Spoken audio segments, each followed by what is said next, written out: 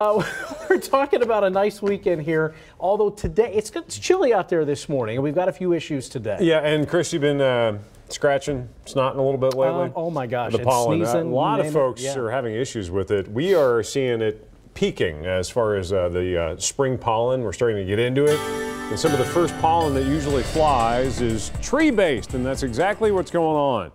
Maple pollen's been an issue for a while from maple trees, and if you look at the main sources, juniper, elm, and maple are your main offenders, and it's at a high level. So if you're an allergy sufferer, I had to take a Benadryl last night just to get over the hump there. This is what you're dealing with.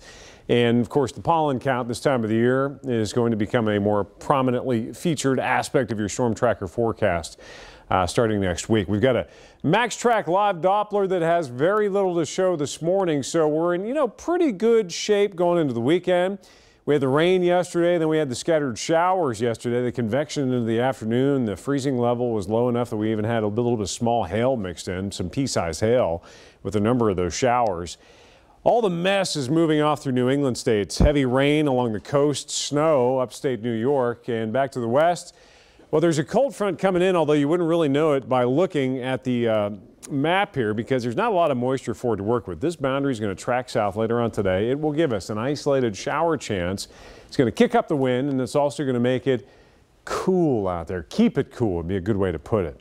Fortunately, no precipitation since midnight, and the future track shows into the afternoon a very limited chance for an isolated shower. That's your boundary going through right there. So that boundary tracks south. The clouds briefly rise and then diminish. We'll go mostly clear overnight after a partly sunny afternoon. Cold night tonight. And then sunshine Saturday as high pressure builds in and then rapidly tracks overhead. And by the end of the weekend, here comes an approaching system. First sign, increasing cloud cover. By Sunday evening, I think we're going to start to see a better chance for some showers on the rise. It's 39 degrees. It's quiet downtown. Dew points in the mid-30s, the wind's out of the west. That wind will pick up west-northwesterly, 10-20 miles per hour today. And we're in the 30s heading for the 50s for highs. So yeah, it's a coolish start to the weekend, but ups and downs typical this time of the year. And boy, are we seeing it. A swing up Sunday by Sunday afternoon, low 60s, and then back into the upper 40s behind that departing system, and rain on Monday, and then a slow climb toward the middle of next week. So yeah, we're kind of all over the place temperature-wise. Not a surprise for March. 50 degrees, partly sunny, breezy, and cool. Isolated showers out there this afternoon. Most folks won't see them. Mostly clear and cold, mid-20s tonight. So yeah, cold morning, but then Saturday afternoon, low 50s, loads of sunshine. By Sunday, we could edge into the low 60s, but there's trouble.